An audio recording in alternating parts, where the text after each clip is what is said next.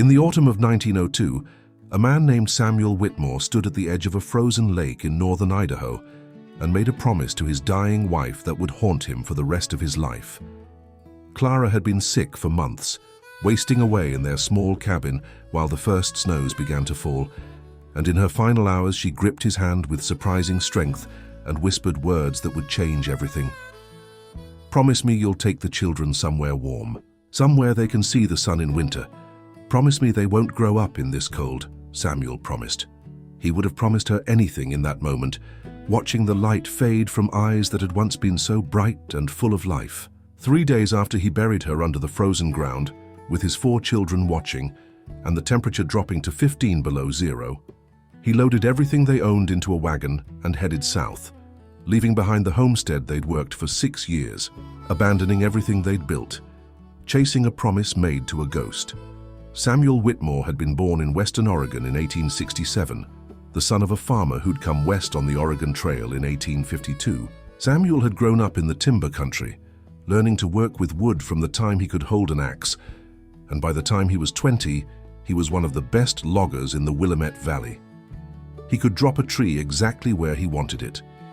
He could read wood like some men read books, knowing which trees were sound and which were rotted inside, which would split clean and which would bind a saw. It was good work, hard work, and it paid well enough. But Samuel didn't own anything. He worked for other men, cutting down other men's trees, living in lumber camps that smelled of sweat and sawdust and tobacco, saving money but never quite getting ahead. He wanted land. He wanted something that was his. He wanted what his father had wanted coming west, a piece of ground with his name on it, a place where he could build something that would last. He met Clara O'Brien in 1894 at a church social in Eugene. She was the daughter of Irish immigrants, tiny and fierce, with red hair that caught the light and green eyes that seemed to see right through whatever front you put up. She'd been teaching at a small school, earning her own money, independent in ways that some men found threatening but Samuel found fascinating. They talked for 3 hours that first meeting, about everything and nothing, about dreams and plans and what life could be if you were willing to work for it. Samuel told her about wanting land, about the Homestead Acts, about how there was free ground for the taking if you were willing to go where it was hard. Clara had looked at him with those green eyes and said something he never forgot. "Hard doesn't scare me. Staying stuck scares me. Let's go find some land." They married in the spring of 1895, a simple ceremony with Clara's family skeptical and Samuel's father approving in his quiet way. They spent a year in Oregon while Samuel worked and saved every penny, and Clara taught and saved her earnings too, both of them planning, preparing, reading everything they could find about homesteading. The Homestead Act offered 160 acres free if you could prove up a claim in 5 years. The Timber Culture Act offered similar terms if you'd plant trees and maintain them. The Desert Land Act offered land in arid regions. There were options, possibilities, chances for people willing to take risks. Samuel and Clara read newspapers, studied maps, talked to people who'd tried homesteading and failed, talked to people who'd succeeded. They made lists of supplies they'd need, skills they'd have to learn, preparations they'd have to make. In early 1896, Clara became pregnant with their first child. It changed the timeline, but not the plan. If anything, it made the need for land more urgent. Samuel didn't want to raise children in a lumber camp or a city tenement. He wanted them to have space, freedom, clean air, their own ground to run on. In the spring of 1896, they read about available land in northern Idaho Territory, near Priest Lake, under the Timber Culture Act.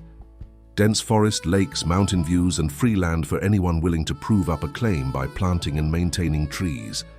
For a man who knew timber, who'd spent his whole life working with wood, it seemed perfect. Almost too perfect. Samuel rode north to look at the land, leaving Clara with her family. He was gone 3 weeks, traveling by train and horseback and foot, and when he came back, his eyes were different. Excited, scared, determined. The land was real.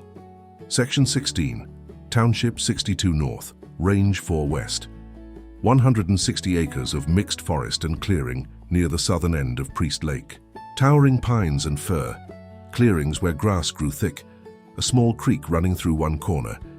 Views of mountains that took your breath away, and isolated. Dear God, it was isolated. The nearest neighbor was 8 miles away. The nearest town, Sandpoint, was 30 miles of rough trail. The nearest doctor was in Spokane, 90 miles. It was beautiful and terrifying in equal measure. Samuel told Clara all of this, holding nothing back, and she'd listened carefully and then said, "When do we leave?" Their daughter Emma was born in August 1896, a healthy baby who cried lustily and nursed well. Clara recovered quickly, strong despite her small frame, and by September they were ready. Samuel had sold or traded everything they couldn't carry. They'd bought a sturdy wagon, 2 good horses, tools, supplies, seeds, everything the books and experienced homesteaders said they'd need. Clara's family cried and begged them not to go. Her mother predicted disaster. Her father said Samuel was taking his daughter to die in the wilderness. But Clara's mind was made up, and she'd inherited her father's Irish stubbornness along with his red hair. On a cool September morning, they loaded baby Emma into the wagon, said goodbye to family they might never see again, and headed north into the unknown. The journey took 2 weeks, train to Portland, then north through Washington Territory, then east toward Idaho. The landscape changed with every mile, growing wilder, emptier, more beautiful, and more frightening. They left the train at Sandpoint, a rough frontier town where the railroad ended and the wilderness began. Samuel bought last-minute supplies, talked to locals about the area, got directions and warnings. The locals were blunt. Winter came early up north. The snow could be 20 feet deep. The cold could kill you in minutes if you weren't prepared. And being alone with a baby 30 miles from help was either brave or foolish, and most people couldn't tell which. Samuel and Clara thanked them for the warnings and headed north anyway. The trail to Priest Lake was barely a trail at all, just a track through dense forest where previous travelers had passed. The wagon jolted over roots and rocks, progress measured in miles per day rather than miles per hour. Emma cried when the going got rough, and Clara held her and sang Irish lullabies her own mother had sung. Samuel drove the wagon and tried not to think about everything that could go wrong. They camped at night, building fires, sleeping under the wagon, listening to the sounds of a forest that seemed alive with things they couldn't see. Once they heard something large moving through the brush, something that snorted and crashed through undergrowth. A bear, maybe, or a moose. Samuel sat up all night with his rifle, protecting his family from dangers he couldn't see. They reached the land on a clear October morning, and Samuel knew immediately which section was theirs from the stone cairn markers the land office had described. He stopped the wagon at the southern edge and just sat there taking it in. Their land. 160 acres of northern Idaho wilderness, dense with timber, broken by small clearings, a creek visible winding through the western portion. Mountains rose in the distance, already dusted with snow at the peaks. The air smelled like pine and cold water, and something wild Samuel couldn't name. Clara climbed down from the wagon, holding Emma, and stood beside him. "It's beautiful," she said quietly. "It's perfect." Samuel hoped she was right. They had 6 weeks before serious winter would hit, maybe less. 6 weeks to build shelter, get set up, prepare for a northern Idaho winter that the locals had described in terms that bordered on apocalyptic. Samuel had experience building with timber, and thank God for that, because there was no other building material available. He selected a site on a slight rise near the center of their claim, good drainage, protected from northern winds by a dense stand of pine, close enough to the creek for water. He began cutting trees, dropping them with precision, trimming them, dragging them to the site with the horses. Clara helped where she could while managing Emma, and the work was brutally hard. Samuel's hands, already calloused from years of logging, developed new calluses, new scars, new layers of toughness. The cabin took shape slowly, painfully. Log walls notched and stacked, chinked with mud and moss to keep out wind. A roof of split shakes that Samuel made by hand, tedious work that took days. A floor of split logs, smoother than dirt, but still rough. One room, 16 feet by 20 feet, with a fireplace built from river rock Samuel hauled from the creek. One window, small and covered with oiled paper since glass was impossibly expensive and fragile. A door he built from planks, hung on leather hinges. It wasn't beautiful, but it was solid. And by late November, when the first real snow fell, it was finished. They moved in with their few possessions, and Clara made it a home, hanging blankets to separate a sleeping area, arranging their supplies, setting up a table Samuel built from leftover lumber. That first night in the cabin, with snow falling outside and a fire crackling in the fireplace, and Emma sleeping in a cradle Samuel had carved, Clara took his hand and said, "We did it. We're home." Samuel wanted to believe her. Winter came down like a hammer. The first storm dropped 3 feet of snow overnight. The temperature plummeted to 0, then 10 below, then 20 below. The cold was unlike anything Samuel had experienced, even growing up in Oregon. This was northern cold, continental cold, the kind of cold that made your lungs ache when you breathed and turned exposed skin white in minutes. The cabin, thank God, was tight and well built. The fireplace drew well, heating the small space, and the thick log walls held the warmth. But maintaining that warmth meant constant work. Samuel had cut firewood all fall, stacking cords of it under a shelter he'd built near the cabin. Now, he fed that wood into the fireplace constantly, keeping the temperature inside bearable. Clara cooked over the fire, simple meals of beans and salt pork and bread she baked in a Dutch oven. Emma grew and thrived, somehow immune to the hardships, nursing contentedly, sleeping peacefully, giving them both a reason to keep going. The isolation was crushing. Days went by without seeing another human being. Weeks. The snow piled up until it was over Samuel's head in places, drifting against the cabin, burying the woodpile until he had to dig it out daily. They couldn't go anywhere, couldn't visit neighbors 8 miles away through snow that deep, couldn't get to town. They were utterly alone, and the silence was oppressive, broken only by the wind in the pines and the occasional crack of a tree splitting in the cold. Clara handled it better than Samuel expected. She was naturally quiet, content with her own company, and having Emma to care for gave her purpose. Samuel struggled more. He was used to lumber camps full of men, noise, activity, and this profound silence made him feel like they were the only people left in the world. December brought temperatures that dropped to 30 below, then 40 below. At 40 below, metal becomes brittle and can shatter. Exposed skin freezes in seconds. The horses suffered despite the rough shelter Samuel had built for them, their breath freezing in clouds, ice forming on their muzzles. Samuel brought them closer to the cabin, built up the shelter's walls, gave them extra feed. They couldn't afford to lose the horses. Without them, they were trapped, unable to haul timber or supplies or do any of the heavy work the homestead required. The chickens Clara had brought stopped laying, conserving energy against the cold. They huddled in their coop, a small structure attached to the cabin, sharing the warmth from the fireplace through a shared wall. Christmas came without celebration. They had no gifts, no special food, no way to mark the holiday except Clara singing carols while she worked and Samuel reading Bible verses by firelight. Emma was 4 months old and had no concept of Christmas, but they were determined to make it special anyway. Clara made a small wreath from pine boughs, and Samuel carved a small wooden rattle for Emma. They ate beans sweetened with molasses and called it a feast. That night, writing in the journal he'd kept since leaving Oregon, Samuel wrote, "First Christmas on our own land. Clara is strong. Emma is healthy. We are together. That is enough. Must be enough. Spring feels impossibly far away." January and February were endurance tests. The cold never broke. The snow never stopped. Storm followed storm, each one dumping more snow, burying them deeper. Samuel's routine became mechanical. Wake before dawn, build up the fire, feed the horses, dig out the door if snow had drifted against it overnight, haul wood, haul water, breaking through ice on the creek that refroze almost immediately, check supplies, cook, care for Emma, sleep, repeat. Day after day after day, the same routine, no variation, no relief. Clara grew quieter, more withdrawn.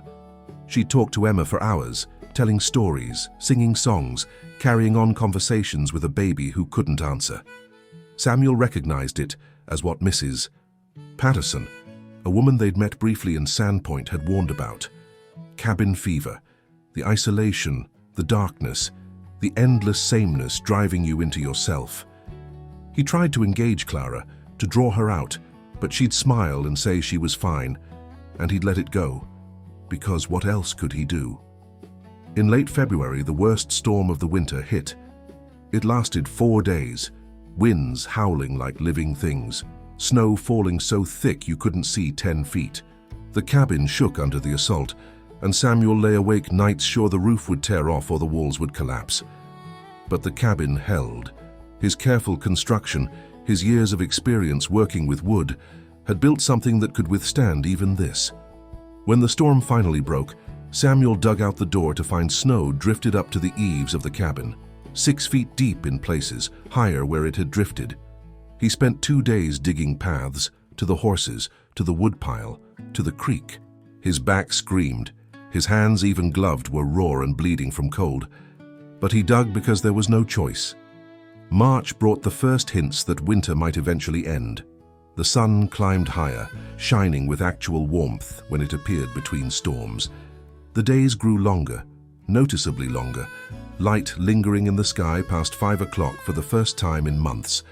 The temperature moderated, climbing into the teens, then the 20s, occasionally touching freezing. The snow began to settle, compacting under its own weight, and Samuel could walk on top of it with snowshoes he'd made from bent willow and rawhide. He ventured farther from the cabin, checking the boundaries of their land, looking at the timber he'd need to cut, planning for spring work. And for the first time since November, he felt something like hope. They'd survived. Their first northern Idaho winter, and they'd survived it. Barely, but survived nonetheless. April brought the thaw, and with it, revelation of how much work lay ahead. The snow melted slowly, revealing a landscape transformed by winter.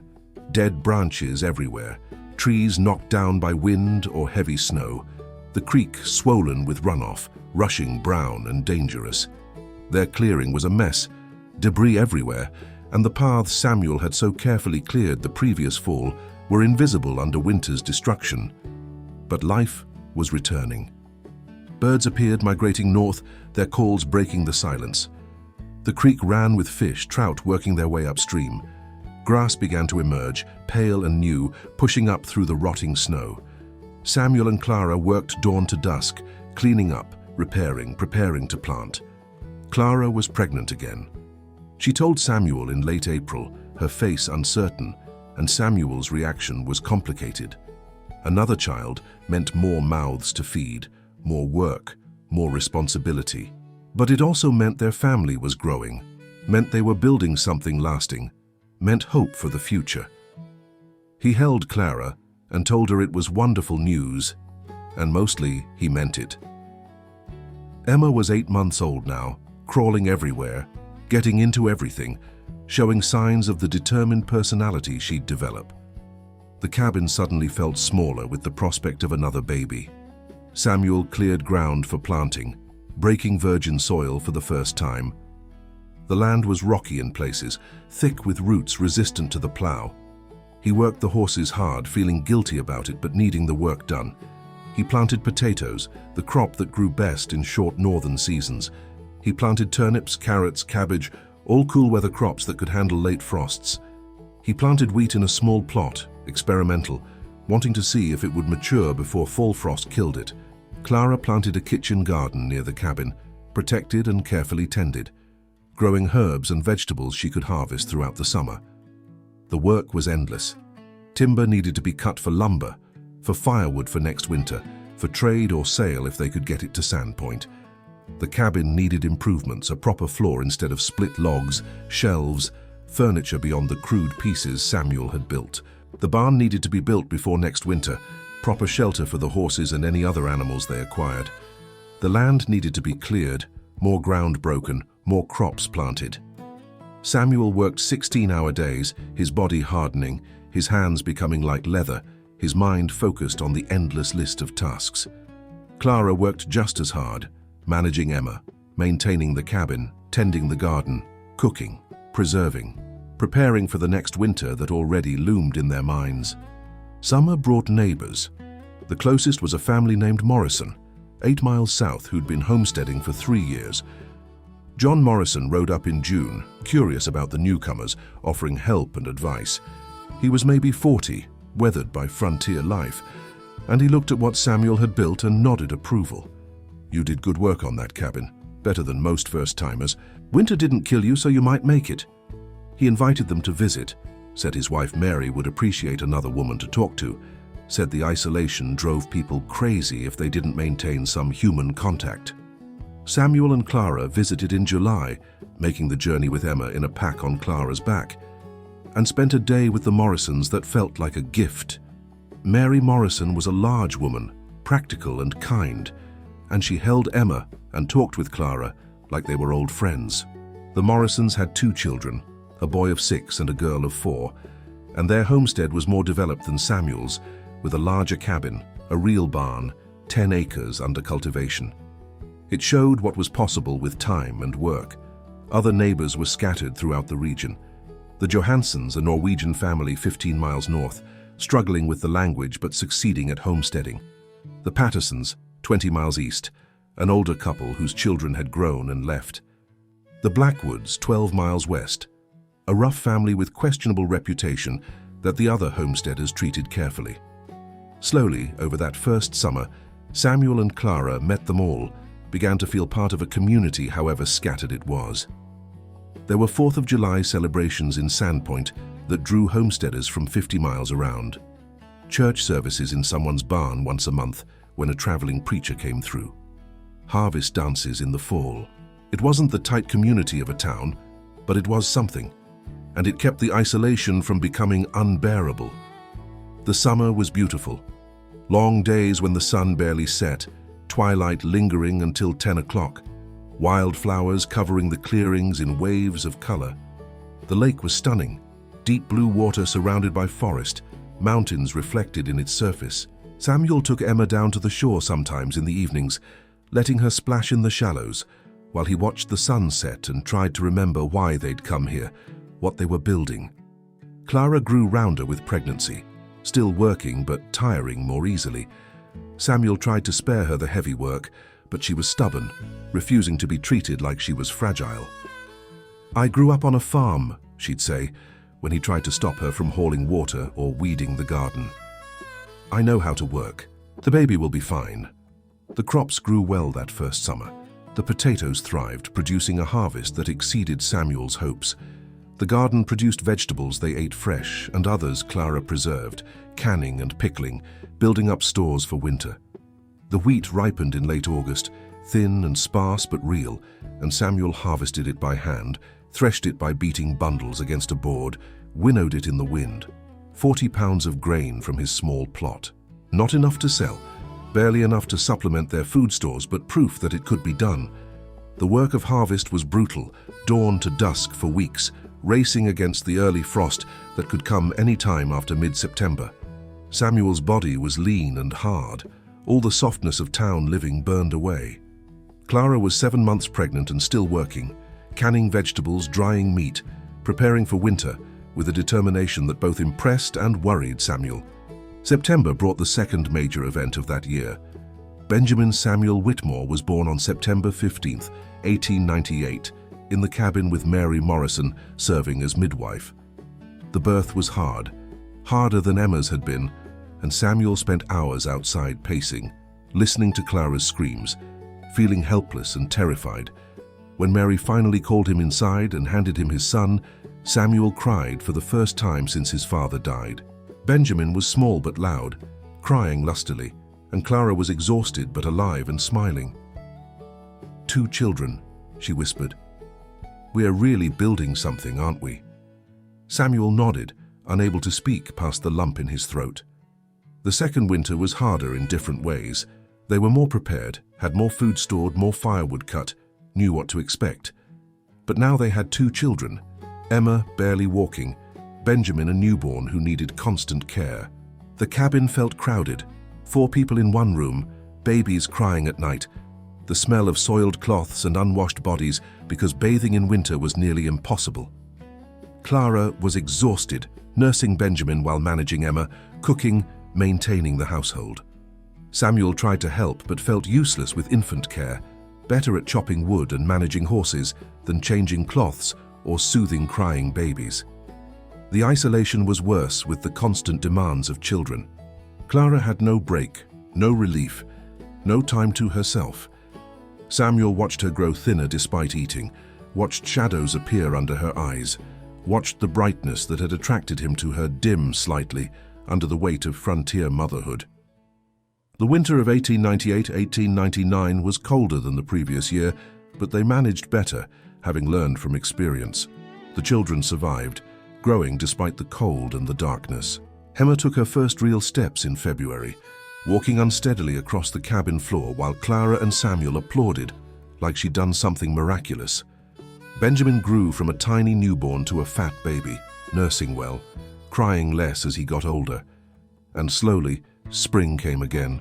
The snow melted again, life returned to the forest again. Their second winter on the homestead survived. 2 years down, 3 to go before they could prove up the claim and own the land free and clear. The years that followed blurred together in a cycle of seasons and work. Spring planting, summer growing and constant labor, fall harvest and preparation, winter survival and endurance. Each year built on the previous year. Samuel cleared more ground, planted more crops. He built a barn, a real barn with space for horses, and a milk cow he bought in Sandpoint, hauling her 30 miles through the forest, a journey that took 3 days. He improved the cabin, adding a sleeping loft for the children, putting in a real wooden floor, installing a glass window they bought from a catalog, luxury that seemed absurd but made the cabin feel more like a home. Clara tended her expanding garden, preserved food in increasing quantities, raised the children, managed the household with efficiency born of necessity. In 1900, Clara gave birth to twins, a boy and a girl, Michael and Sarah. The pregnancy had been difficult, Clara sicker than she'd been with the previous children, and the birth was terrifying. Mary Morrison came again, and this time she brought her daughter, who was 14 now, and together they helped Clara through a labor that lasted nearly 24 hours. Samuel spent those hours sure he was going to lose her, pacing outside in the spring rain, praying to a God he wasn't sure he believed in anymore. When Mary finally emerged and told him he had 2 healthy babies and Clara was alive, he collapsed to his knees in the mud and wept. The twins were small, smaller than Emma or Benjamin had been, and for the first few months, Samuel wasn't sure they'd survive. But Clara, despite her exhaustion, despite looking like a strong wind would blow her over, nursed them and cared for them with fierce determination. They survived. They grew. The family expanded to 6 people in a cabin built for 4, and somehow they made it work. But something changed in Clara after the twins were born. She recovered physically, more or less, but something was different. She grew quieter, more distant. She'd stand sometimes and stare out the window at the forest, pressing close, and Samuel would see an expression on her face he couldn't read. Loss, maybe, or regret, or just exhaustion so deep it had settled into her bones.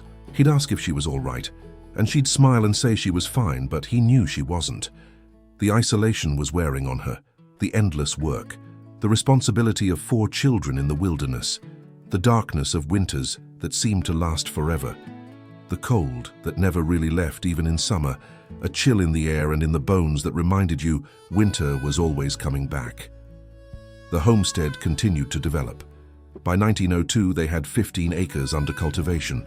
The potato harvest brought in enough surplus to sell in Sandpoint, actual money, the first they'd earned from the land. Samuel bought things they needed, nails and tools and fabric for Clara to sew clothes for the growing children. He bought a pig, then chickens, building up livestock slowly. The barn expanded. The homestead took on the appearance of permanence, buildings and fields and fences, visible evidence of 6 years of backbreaking work. From a distance, it looked successful. Anyone seeing it would think the Whitmores were making it, beating the odds, turning wilderness into a productive farm. And in many ways they were. But success on the frontier came with a price that wasn't immediately visible. In the summer of 1902, Clara started coughing. Just a light cough at first, nothing alarming, probably just a summer cold. But it didn't go away. It got worse. By August, she was coughing constantly, deep-racking coughs that shook her thin frame. By September, she was coughing up blood. Samuel rode to Sandpoint, brought back medicine from the general store, patent medicines that promised to cure consumption and lung fever and every ailment known to man. They didn't work. Clara grew weaker, eating less, losing weight, her face becoming gaunt, her eyes sunken. The children watched their mother fade, too young to understand, but old enough to be scared. Samuel carried Clara outside on warm days, setting her in a chair in the sunshine, hoping the fresh air and light would help. It didn't. Mary Morrison came to visit in October and took one look at Clara and pulled Samuel aside. "She's dying, Samuel. You know that, right? This isn't something she's going to recover from." Samuel had known, in the way you know things you don't want to admit, but hearing it stated so baldly broke something in him. "What do I do?" he asked, and Mary shook her head sadly. "Make her comfortable, keep her warm, be with her, that's all you can do, I'm sorry."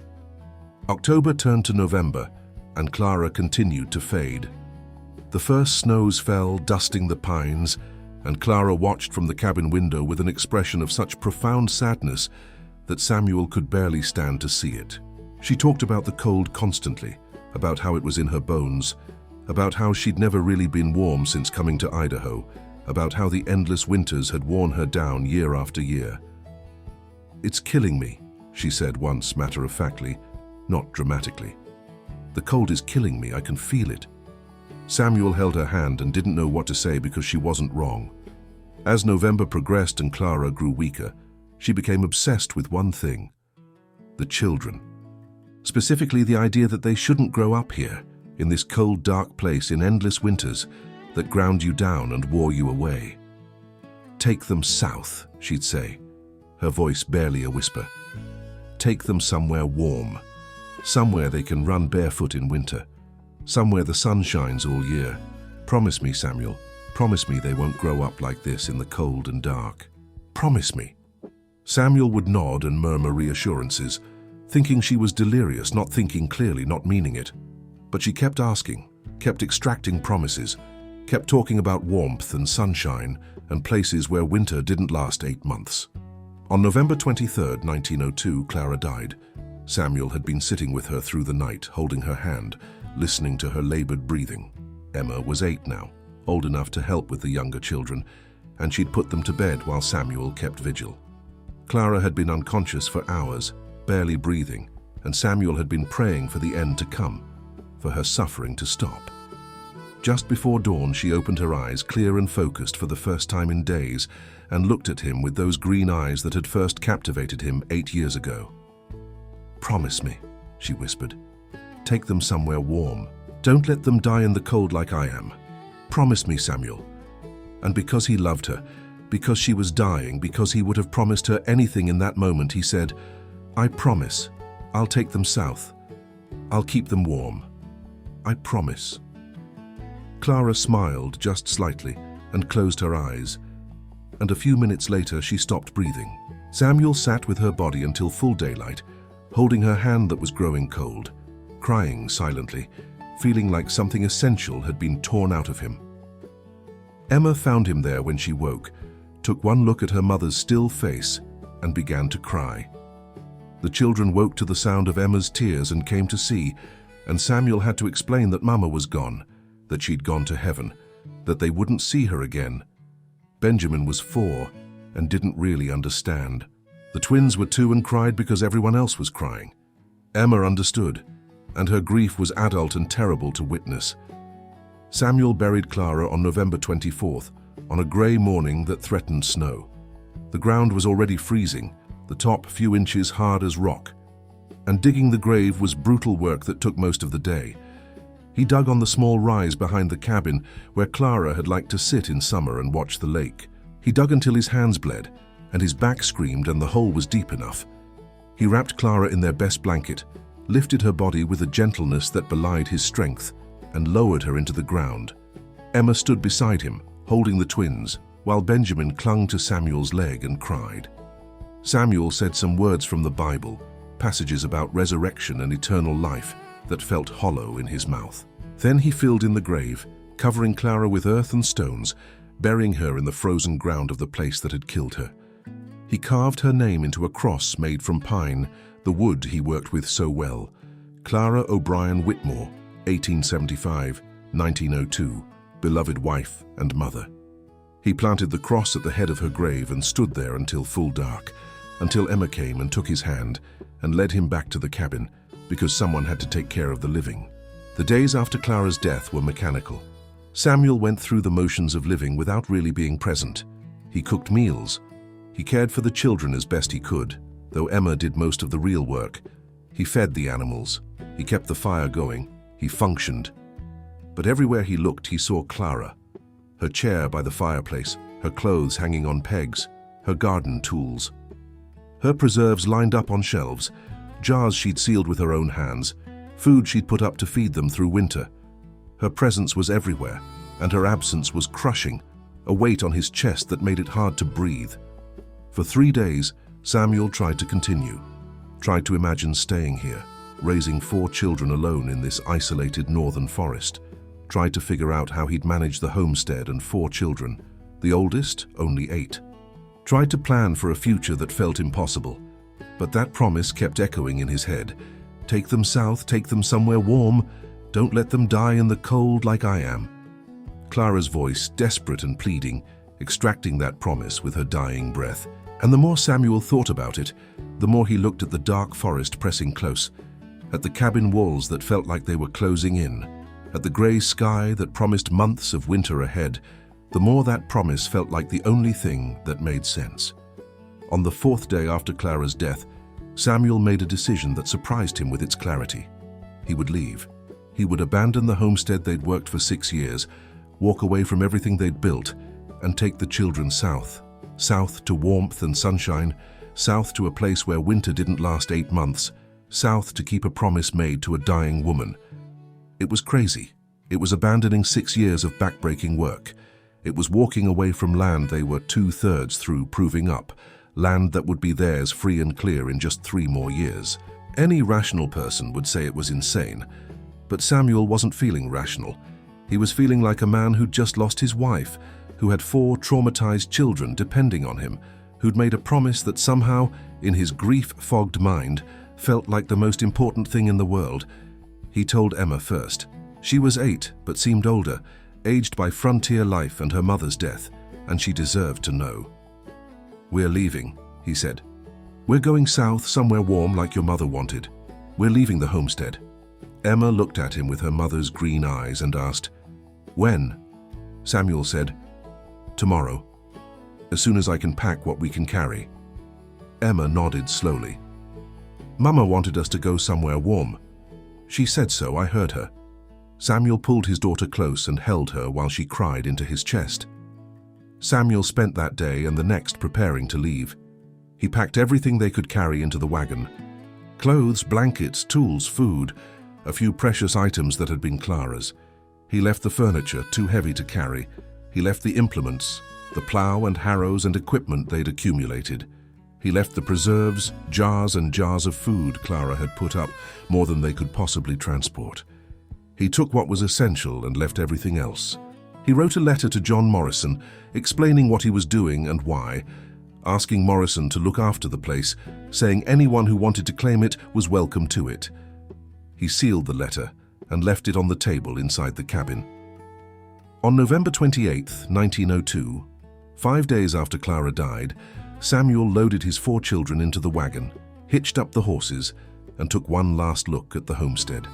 The cabin he'd built with his own hands, the barn he'd raised log by log, the fields he'd cleared and planted, Clara's grave on the rise marked by that wooden cross.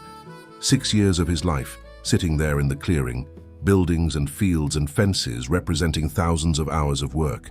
He could stay, he should stay. Any reasonable person would stay. But Clara's voice was in his head, and that promise was binding him tighter than any legal claim, and he turned the horses south and drove away without looking back. The journey south was hard in ways different from the journey north 6 years earlier. Then they'd been full of hope and excitement, heading toward a dream. Now they were fleeing grief, heading away from pain, motivated by a promise that might have been the ramblings of a dying woman or might have been the most important thing Clara ever asked of him. The children were quiet, even the twins sensing the weight of what was happening. Samuel drove the wagon and tried not to think about what he'd just done, what he was giving up, what insanity had gripped him. They reached Sandpoint after 2 days of travel through early winter weather. Samuel stopped at the general store, bought supplies, tried to explain to the storekeeper why he was leaving. The man who'd known them for 6 years looked at Samuel like he'd lost his mind. "You're 3 years from proving up, 3 years from owning that land free and clear, and you're just walking away because your wife asked you to when she was dying." Samuel nodded. The storekeeper shook his head. "That's the damnedest thing I ever heard, but I guess a promise is a promise." He gave Samuel extra supplies, didn't charge for some of it, wished them luck. "You'll need it," he said. They traveled south through Idaho into Utah. November turned to December. The weather worsened, winter pursuing them south. They camped along the trail, staying in small towns when they could afford a room, pushing steadily south. Samuel had a vague plan of reaching Arizona territory, the desert, a place where winter meant cool nights instead of deadly cold, where the sun shone year-round. He'd talked to people who'd been there, had heard about homestead land available, had formed an idea that Arizona might be where they could start over. The children were troopers about it all, rarely complaining. Emma took care of the younger ones, mothering them in ways that broke Samuel's heart. Benjamin asked when they were going home until he understood they weren't going back. The twins adapted with the resilience of very young children, accepting this strange new reality. They reached Salt Lake City in mid-December, and Samuel stopped to work. They needed money, needed supplies, needed rest. He found carpentry work easily, his skills from logging translating well to construction. The city was booming, buildings going up everywhere, and a skilled carpenter could earn $2 a day. Samuel worked for 3 weeks, while Emma watched the younger children in the room he'd rented. It was the longest they'd stayed in one place since leaving Idaho, and Emma begged him to let them stay permanently. "There's a school here, Papa, and stores, and people, and it's not as cold. Can't we stay?" Samuel almost agreed. It would be easier, more practical, more sensible. But that promise nagged at him, Clara's voice in his head, and he said, "Your mother wanted somewhere warm. Really warm. We're going to Arizona." They left Salt Lake City on January 5, 1903, heading south again, following the old Spanish trail through increasingly warmer country. The temperature rose daily as they dropped in elevation and gained in latitude. By late January, they were in southern Utah, Red Rock country. Temperatures in the 40s during the day, dropping to freezing at night, but nothing like Idaho's brutal cold. The landscape changed dramatically, from forests to high desert, sage and juniper and rock formations that looked like sculptures. The sky was enormous, even bigger than Idaho's sky, and that endless blue that meant no clouds, no gray, no oppressive overcast. Just sun and light and warmth. They crossed into Arizona territory in early February, and for the first time since Clara died, Samuel felt something like hope. The air was warm, not just less cold, but genuinely warm, even in February. 50s during the day, 30s at night. The sun shone with real heat, warming their faces, making it possible to shed layers of clothing. The children responded immediately, coming alive after months of being bundled and cold. They ran around the camp in the evenings instead of huddling by the fire. Emma smiled for the first time in months. Even the twins, who barely remembered Idaho, seemed happier, less fussy, more energetic. "It's warm, Papa," Benjamin said one evening, stating the obvious with wonder in his voice. "Like Mama wanted." Samuel nodded, too choked up to speak. They reached the small settlement of Prescott in late February, a rough frontier town in the mountains that was nevertheless more civilized than anything Samuel had seen since leaving Salt Lake. The town was growing, territorial capital bringing government and commerce, and there was work available. Samuel found carpentry work almost immediately, buildings going up everywhere, houses and stores and government offices. He was a skilled carpenter, years of logging having taught him to work wood precisely, and employers valued that. He rented a small adobe house on the edge of town, got the children settled, and tried to figure out what came next. The house was different from anything they'd lived in before. Adobe, thick earthen walls that stayed cool in heat and held warmth in cold, flat roof, small windows. It felt foreign at first, but the children adapted quickly. Emma enrolled in the school, a real school with other children and a real teacher, and she blossomed, finally having friends, finally being around people her own age. Benjamin was 6 now and joined her, learning his letters and numbers, socializing for the first time. The twins, 3 years old, stayed with Samuel during the day while he worked, playing in the dirt of the yard, growing brown and healthy under the constant Arizona sun. Samuel worked construction and carpentry through the spring of 1903, earning decent money, saving what he could. But something felt wrong. He'd kept his promise to Clara. They were south. They were warm. The children were thriving. But he had no land, no homestead, no future beyond daily wages. He'd given up land in Idaho, land they were 2/3 finished proving up, and for what? To rent a house in a frontier town.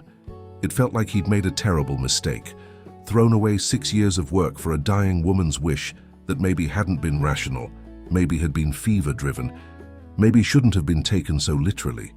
He talked to people, asked about land, tried to understand what was available. Arizona Territory had homestead land, but it was desert land, harsh and unforgiving, requiring different skills than timber country. The Desert Land Act offered land cheap to anyone who'd irrigate it, but irrigation meant water, and water in the desert was scarce and precious. Samuel felt lost out of his depth, skilled with timber and forest, but knowing nothing about desert farming. He almost gave up, almost decided to just stay in Prescott, work carpentry, raise his children in town. It wouldn't be a bad life, but it wouldn't be land. It wouldn't be the dream he and Clara had shared. In May of 1903, Samuel heard about land available in the Verde Valley, about 50 miles north of Prescott, river bottom land, fertile and flat, with water rights from the Verde River. It was being sold, not given away under Homestead Acts, but it was cheap, $5 an acre, available to settlers. Samuel rode north to look at it, leaving Emma in charge of the younger children, and what he found took his breath away. The Verde Valley was a green ribbon through red desert, the river flowing clear and strong, cottonwoods lining the banks, meadows of grass, and beyond it all, red rock cliffs and blue sky. Land was available, 120 acres with river access, soil so black and rich it looked fake after 6 years of Idaho's rocky ground. Samuel stood on that land and felt something click into place. This was it. This was where they could start over, where they could build something new, where he could fulfill the promise he'd made to Clara in a way that actually made sense. He bought the land, spending everything he'd saved, 120 acres for $600, paid in cash to a land company that had bought it from the territorial government and was selling it to settlers. He got the deed, his name on it, proof of ownership, and rode back to Prescott to tell the children they had land again. They moved onto the land in June of 1903, and Samuel began the work of building again. This time, he built with adobe, learning the technique from Mexican farmers in the area who'd been working this land for generations. Mix earth and straw and water, form it into bricks, let them dry in that fierce desert sun, then stack them into walls. It was different from log construction but suited to the environment, and Samuel's careful craftsmanship translated well. The house took shape slowly, thick walls that would stay cool in summer heat, flat roof, packed earth floor that would eventually be covered with wood. By August it was habitable, and they moved in, leaving the rented house in Prescott, settling onto their own land again. The land required different approaches than Idaho. Everything was about water. Without irrigation, nothing would grow. The Verde River was life, and managing that water was the key to survival. Samuel dug irrigation ditches, learning from neighbors, from Mexican farmers who knew this land intimately. He diverted water from the river, channeling it through ditches to fields and garden areas. It was complex work, requiring constant maintenance, but when done right, it transformed desert into productive farmland. He planted what the locals recommended: corn, beans, squash, the traditional crops that had been grown here for centuries. He planted alfalfa for animal feed. He planted fruit trees, apples and peaches that Mexican settlers said would thrive with enough water. Everything grew with an intensity that amazed him after Idaho's short seasons. The growing season here was 8 months, 9 months, almost year-round in some cases. Things grew fast and large under that fierce sun, fed by river water. And by fall, Samuel had crops succeeding beyond anything he'd managed in Idaho. But the summer heat was brutal. Temperatures that reached 100 degrees by June, 105, 110, sometimes higher. Samuel, accustomed to northern forests, found it almost unbearable at first. He'd work in the early morning and late evening, hiding from midday heat that felt like a physical force. But the adobe house stayed remarkably cool, and the river was always there, clear and cold even in the worst heat, a place to cool off, to swim, to escape. The children adapted faster than Samuel, developing the patterns of desert dwellers, active in morning and evening, quiet during midday heat. The community was different here too. Mexican families who'd been farming the valley for generations, teaching Samuel techniques for managing water and growing desert crops. Anglo settlers like himself, drawn by cheap land and long-growing seasons. Mormon families moving south from Utah, hard-working and community-minded, all of them figuring out how to make a living in this harsh, beautiful place. There were community ditch cleanings where everyone worked together to maintain the irrigation system, church services in various languages, harvest celebrations. Slowly, Samuel and his children became part of it all. The first full year in Arizona, 1904, brought challenges that tested everything Samuel knew. July brought monsoon rains, violent thunderstorms that dropped inches of water in hours. The Verde River, usually so calm and manageable, swelled dramatically, rising 4 feet in a single night, muddy brown water rushing past, threatening everything. Samuel woke one morning to water lapping at the foundation of the house, his fields flooding. He moved the children to high ground at a neighbor's place, then spent 3 days in the water trying to save what he could. He lost half his corn crop, the plants drowning under brown, rushing water. The irrigation ditches he'd so carefully dug were destroyed, filled with mud and debris. His carefully managed garden was under 2 feet of water. When the flood receded, Samuel stood in what had been his fields, now covered in a thick layer of mud and silt, and felt despair crash over him. He'd given up a homestead in Idaho, spent $600 on this land, worked for a year to get it productive, and a single storm had destroyed everything. He sat down in the mud and put his head in his hands and let himself feel the weight of it all. The loss of Clara, the abandonment of Idaho, the journey south, the struggle to start over, all of it pressing down until he couldn't breathe. Emma found him there, 8 years old but seeming ancient, Clara's daughter in every way, strong and determined and refusing to quit. She sat down beside him in the mud and took his hand. "Papa, the fields are messy, but we're okay. The house is okay. We're together. Mama would say that's what matters." Samuel looked at his daughter and saw Clara looking back, that same fierce determination, that same refusal to be broken. He squeezed her hand and nodded. "You're right. We'll fix it. We'll start over. We've done it before." A neighbor, an older Mexican farmer named Jesus Rodriguez, came by the next day. He looked at the mud-covered fields and nodded slowly. "The river gives and the river takes. But that silt, it's good for the land, rich with nutrients. Your next planting will be the best you've had, you'll see." Samuel thanked him for the encouragement and thought he was just being kind. But Jesus was right. The fall planting, done in that flood-deposited silt, produced crops that exceeded anything Samuel had grown. The land, it turned out, benefited from occasional flooding. The silt enriched the soil. The water table rose. Things grew with new vigor. By 1905, the homestead was thriving in ways Samuel hadn't imagined possible. The corn grew tall and full. The beans produced heavily. The fruit trees, planted 3 years ago, began producing their first crops, small but real. Samuel sold surplus in Prescott, earning money, actually getting ahead for the first time since Clara died. He bought chickens, then a cow, then a horse to help with plowing. The operation expanded, became more productive, became genuinely successful. The children grew and changed. Emma was 10 now, beautiful like her mother had been, serious and capable, helping Samuel run the homestead in ways that made him both grateful and sad. She should be playing, being a child, but frontier life required everyone to work, and Emma worked like an adult. Benjamin was 7, quiet like Samuel, good with animals, patient and steady. The twins, now 5, were pure energy, running wild through the fields and along the river, brown as berries, speaking with hints of Spanish they'd picked up from neighbor children.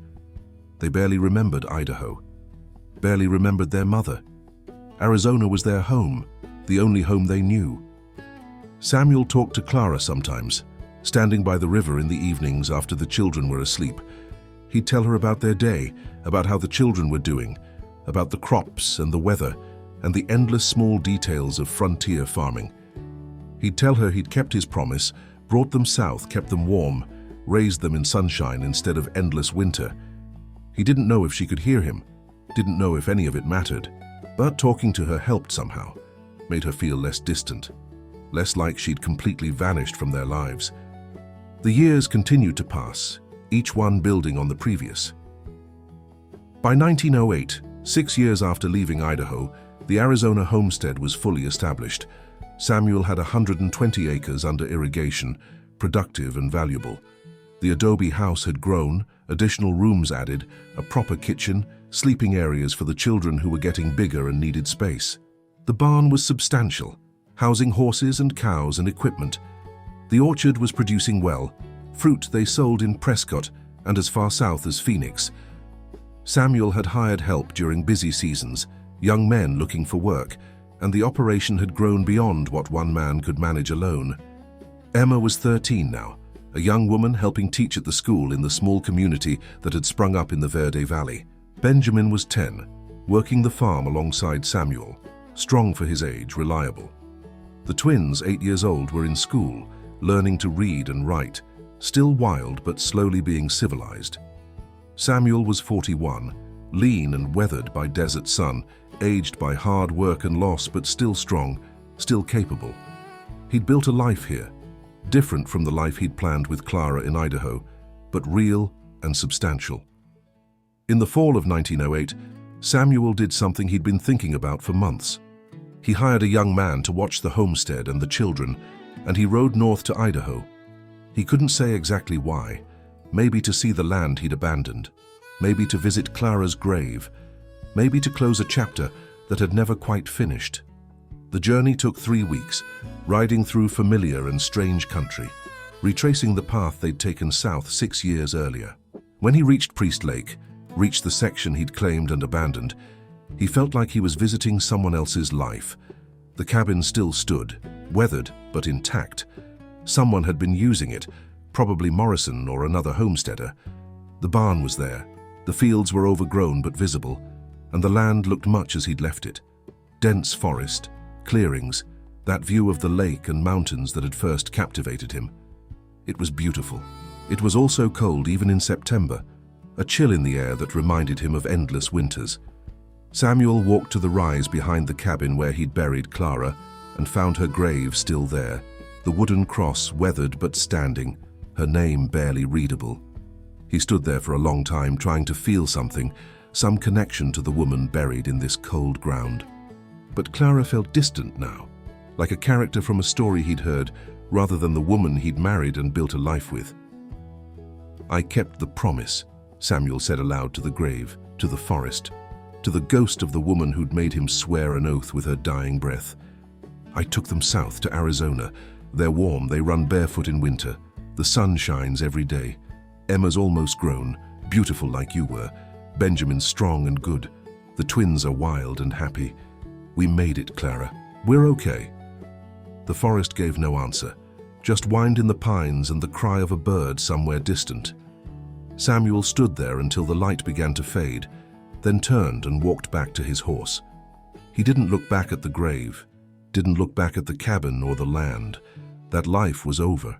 His real life was in Arizona, in the desert, with his children who were thriving despite everything. He rode south and never returned to Idaho. The years continued their steady march. 1909, 1910, 1911. The homestead prospered. Samuel bought more land, adjacent parcels as they became available, expanding from 120 acres to 200, then 250. He was a successful farmer now, respected in the community, known as a man who worked hard and raised good children alone after losing his wife. People admired that, the way he'd kept his family together, built something substantial from nothing. Emma grew into a young woman, beautiful and capable, and everything Clara would have wanted her to be. She graduated from school at 16 and began teaching, following in her mother's footsteps in ways she didn't even realize. She met a young rancher named Thomas Blake at a church social, a good man, serious and hard-working, and they courted properly under Samuel's watchful eye.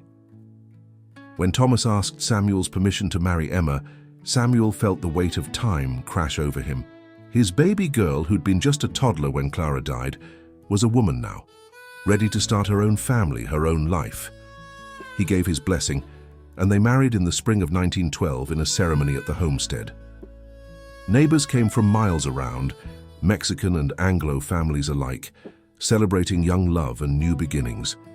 Emma was radiant in a dress she'd sewn herself, and Samuel walked her down the makeshift aisle, trying not to cry, wishing Clara could see their daughter on this day. Benjamin stayed on the homestead, taking over more and more of the work as Samuel aged. He was a natural farmer, understanding the land and water and crops in intuitive ways Samuel had to learn consciously. At 17, he was running half the operation, managing irrigation, directing hired workers, making decisions. Samuel watched his son become a man and felt pride mixed with melancholy. The twins, Michael and Sarah, were 15 now, Sarah showing signs of becoming a beauty, Michael quiet and thoughtful, both of them preparing to finish school and figure out their own paths. The homestead continued to expand and prosper. By 1915, Samuel owned 300 acres, employed regular workers, and produced crops that sold throughout the territory. The original adobe house had been enlarged so many times it was barely recognizable. Sprawling structure with multiple rooms and a real kitchen and glass windows that let in light. The barn was substantial, the equipment modern, the orchards mature and producing heavily. From a financial standpoint, Samuel had succeeded beyond anything he'd imagined sitting in that cabin in Idaho. But success felt hollow sometimes, when he'd look around at everything he'd built and think about Clara, who wasn't there to see it. In 1917, the world intruded on the Verde Valley in ways they couldn't ignore. The Great War in Europe and America joining it. Benjamin enlisted despite Samuel's objections, joining the army, shipping out to France in early 1918. Samuel watched his son leave and felt terror grip him, memories of losing Clara, fear of losing Benjamin too. For 18 months, Samuel waited for news, dreading telegrams, praying prayers he wasn't sure anyone heard. Benjamin survived, came home in late 1919, but he was different. Quieter, haunted by things he wouldn't talk about, carrying wounds invisible to the eye. He settled back into farming, married a quiet young woman named Ruth in 1920, but he was never quite the same. The war had taken something from him that couldn't be given back. The 1920s brought change. Michael, the male twin, went to college, the first in their family to do so, studying agriculture at the State College in Tucson. Sarah married a merchant from Prescott, moved to town, had babies quickly, became a mother and wife. The homestead emptied as children grew and left, pursuing their own lives, and Samuel found himself increasingly alone in that sprawling house he'd built. He hired a housekeeper, a widow named Martha, who cooked and cleaned and provided company.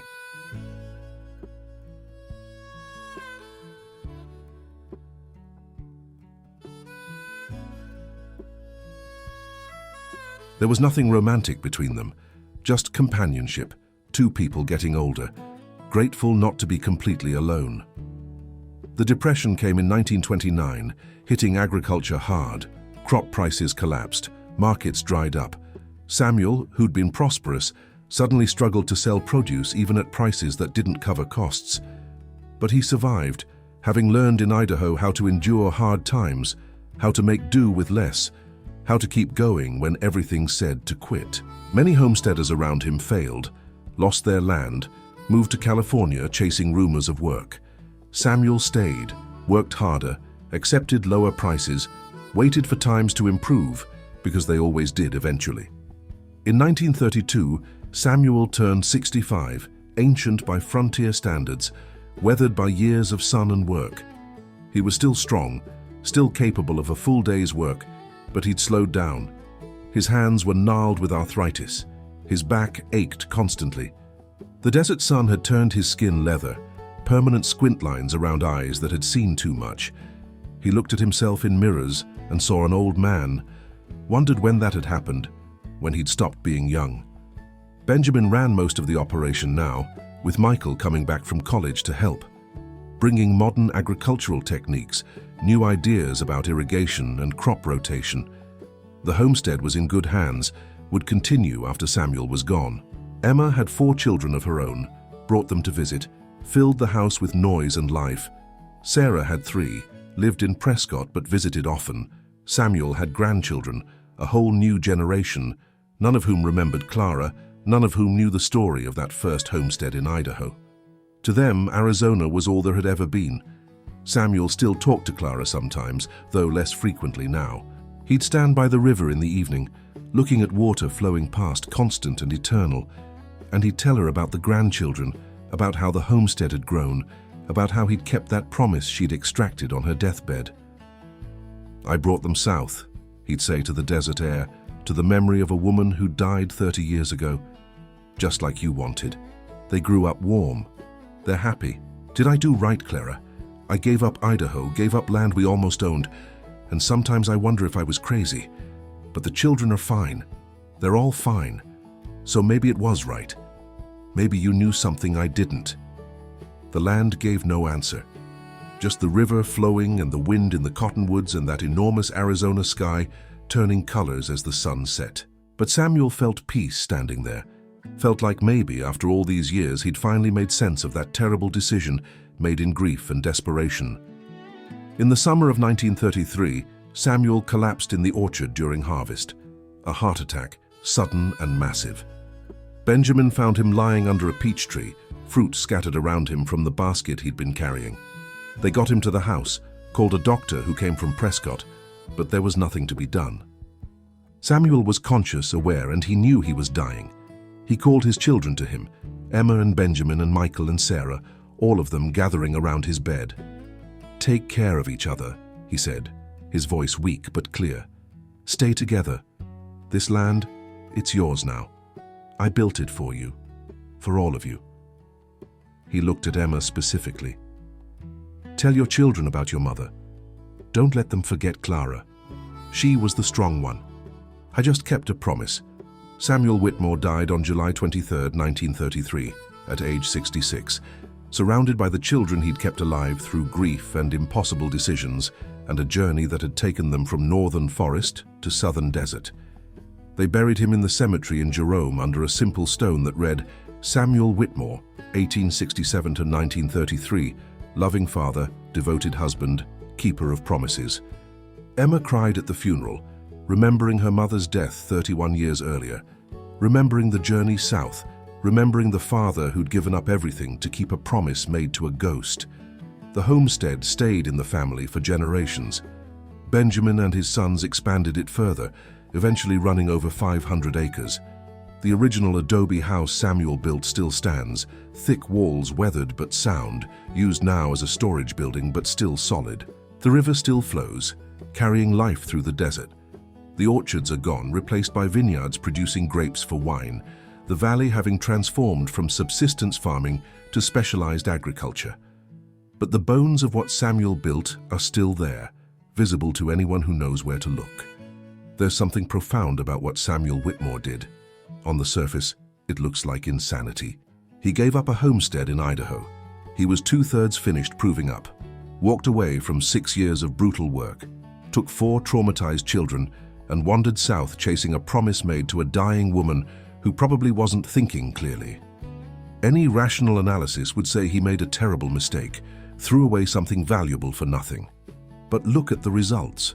The children thrived in Arizona in ways they might not have in Idaho. The homestead he built in the Verde Valley was ultimately more successful than the Idaho claim would have been. The life he created was, objectively, better. So was he crazy? Or did he somehow, impossibly, make the right decision in an impossible situation? Maybe it doesn't matter. Maybe the lesson isn't whether it was the right decision, but that Samuel made a decision and committed to it completely. He didn't half commit, didn't hedge his bets, didn't stay in Idaho while wondering about Arizona. He made a choice, burned his bridges, and built a life in the ashes of the old one. That takes courage most people never find. It takes faith that things will work out even when everything logical says they won't. It takes the willingness to honor promises even when they cost you everything. Samuel Whitmore heard his wife's desperate plea for warmth and sunshine, for children not ground down by endless winters, and he couldn't ignore it. So he did something that looked insane to everyone who heard about it. He walked away from 6 years of hard work, loaded 4 children into a wagon, and chased south toward a place he'd never been, gambling everything on keeping a promise to someone who was gone. And somehow, impossibly, it worked. The children grew up healthy and successful. The homestead thrived.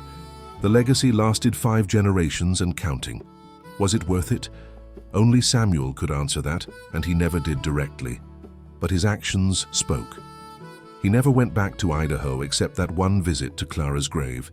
He built his life in the desert and never looked back.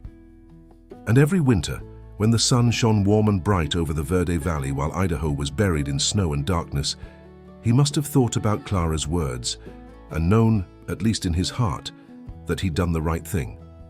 That's what real love looks like, maybe. Not the easy promises, the comfortable commitments, but the impossible ones, the ones that cost you everything you've built, the ones that require you to trust and follow even when you can't see the path. Samuel Whitmore loved his wife enough to honor her dying wish even when it seemed crazy, and he loved his children enough to gamble their future on that promise. And somehow, miraculously, it all worked out. Not perfectly, not without pain and struggle and years of doubt, but it worked. And that's more than most people can say about their impossible decisions. If this story reminded you that sometimes the bravest thing you can do is start completely over, that sometimes keeping a promise matters more than being practical, that sometimes love requires sacrifice that looks like madness, then subscribe to Forgotten Homestead Tales for more stories of ordinary people who faced impossible choices and somehow found the strength to do the right thing, even when they couldn't know if it was right. These are the stories history overlooks. The settlers whose legacies live on in the land they transformed, and the families they refuse to give up on. And here's what I want to know from you. If someone you loved with your whole heart made you promise something that would cost you years of work, everything you'd built, would you keep that promise? Or would you tell yourself they weren't thinking clearly, that dying wishes don't have to be honored? Where's the line between devotion and madness? Tell me in the comments. I genuinely want to know what you would do.